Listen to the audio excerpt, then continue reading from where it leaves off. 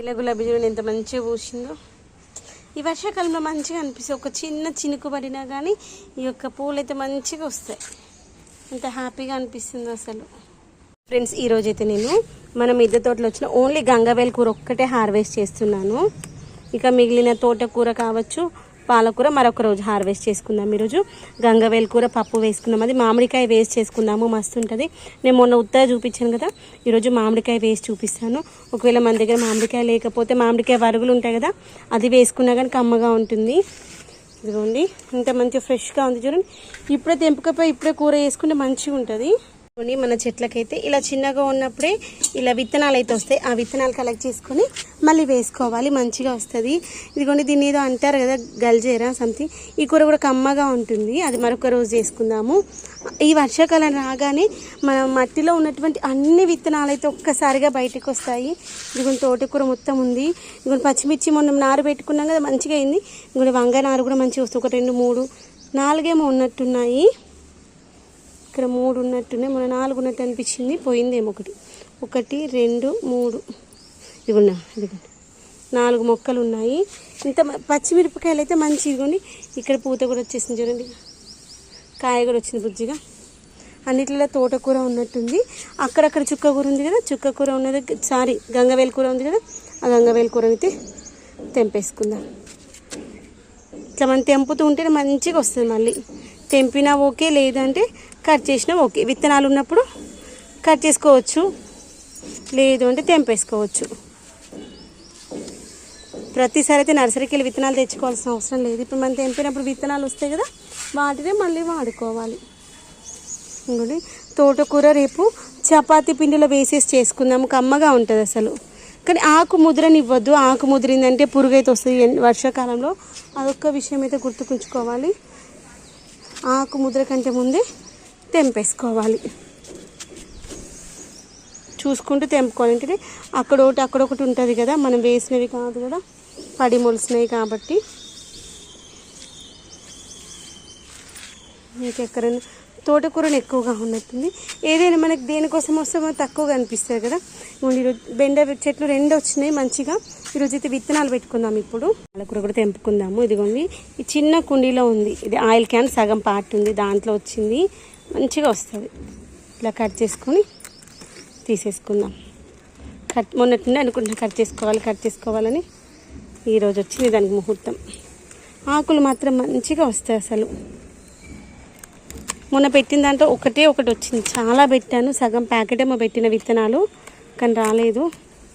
ఈరోజు మళ్ళీ పెట్టేసుకుందాం. ఇప్పుడే రోజు సాయంత్రం అనుకుంటే వర్షం పడేలాగా ఉంది, అయ్యో విత్తనాలు పాడైపోతాయేమో, వర్షానికి విత్తనాలు ఏంటి కిందకి వెళ్ళిపోతాయేమో అనుకుంటున్నా. భూమిలో అంటే వేరుకుండీలలో కదా, ఎక్కువ వర్షం పడితే విత్తనాలు అంటే పైకి వచ్చేసి వాటర్లో కొట్టుకుపోతాయి. అలా అనేసి డిలే చేసుకుంటూ వచ్చాను. ఇప్పుడు డే టైంలో పెట్టేసుకుందాం, అయిపోతుంది. ఇంక ఎక్కడెక్కడైనా ఉందా గంగవేల్ కూర.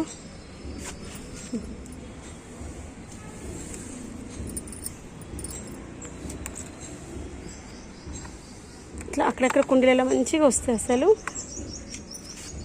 మనకు ఒకరోజు కూరకు మంచిగా వస్తుంది, అక్కడక్కడ కొంచెం వచ్చింది అయినా కానీ. ఇప్పుడు మనకి ఈరోజు లంచ్కి వచ్చేసింది కర్రీ.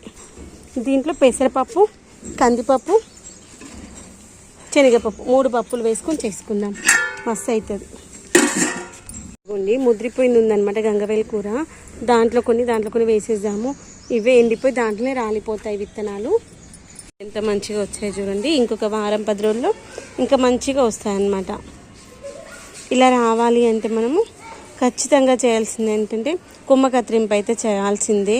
మొన్నటిదాకా మనకు అస్సలు పువ్వులు రాలే కదా, మనం లెక్క పెడుతూ మరి 1 2 లెక్క పెడుతూ తెంపుకునే వాళ్ళము. అంతకుముందు అవి కూడా రాలేదు కొన్ని రోజులు, కానీ ఇప్పుడు వస్తున్నాయంటే కారణం ఏంటంటే మనం ఇచ్చేటువంటి లిక్విడ్ పోషకాలు, దాంతోపాటు కొమ్మ కత్తిరింపు, ఇవి 2 లేకపోతే పువ్వులు అనేటువంటివి ఇంత మంచిగానైతే అస్సలు రావన్నమాట. ఏ కాలమైనా సరే పువ్వులు మంచిగా రావాలి అంటే మనము మర్చిపోకుండా చేయాల్సింది కొమ్మ కత్తిరింపు, దాంతోపాటు ఆకు కట్ చేసుకోవడము, లిక్విడ్ పోషకాలు ఇవ్వడం. ఈ 3 పనులు అయితే చేయాలి. కొమ్మ కత్తిరింపు చేసేసి ఆకు మొత్తం దూసేసేయాలి. ఆకు ఎంత మంచిగా దూసేస్తే ఎక్కడైతే ఆకు ఊడిపోతుందో అక్కడ నుండి కొత్త చిగురు అయితే వస్తుందన్నమాట. పాత కొమ్మలన్నీ తీసేసేయాలి, పండు వారిపోయిన ఆకులన్నీ తీసేసేయాలి. అలా చేసినప్పుడే మనకు ఇంత మంచి రిజల్ట్ అయితే వస్తుంది. చూడండి పువ్వులు ఎంత మంచిగా వస్తున్నాయో.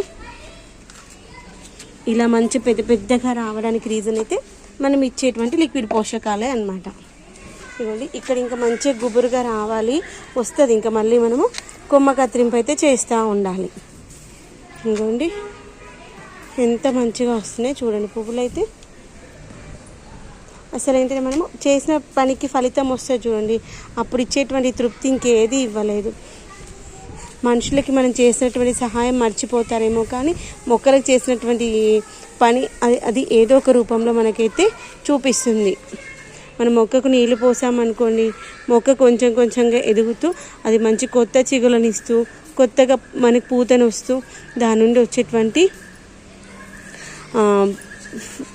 రిజల్ట్ అయితే ఇస్తుంది. పూల చెట్టు అనుకోండి పూలని ఇస్తుంది, కాయల చెట్టు అనుకోండి కాయలని ఇస్తుంది, ఏమీ లేకపోతే అందాన్ని ఇస్తుంది.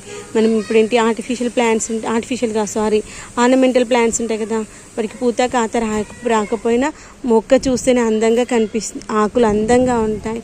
ఆ యొక్క పచ్చదనాన్ని చూసి ఎంతో తృప్తిగా అనిపిస్తుంది. దాని నుండి వచ్చేటువంటి స్వచ్ఛమైన గాలిని ఆస్వాదిస్తూ చాలా బాగా ఎంజాయ్ చేస్తాం కదా. ఇదిగోండి ఎంత మంచిగా వస్తుంది చూడండి మల్లెపూలు అయితే. ఐఎమ్ సో హ్యాపీ అనమాట. మనం చేసిన పనికి ఫలితం అంటే ఇది. మనుషులకి చేసేటువంటి సహాయం అప్పుడే మర్చిపోతారు, కానీ మొక్క అయితే మనకి అది ఉన్నన్ని రోజులు ఏదో ఒక రూపంలో మనకి సంతోషాన్ని అయితే మిగిలిస్తుంది. ఏమంటారు, అవునా కదా?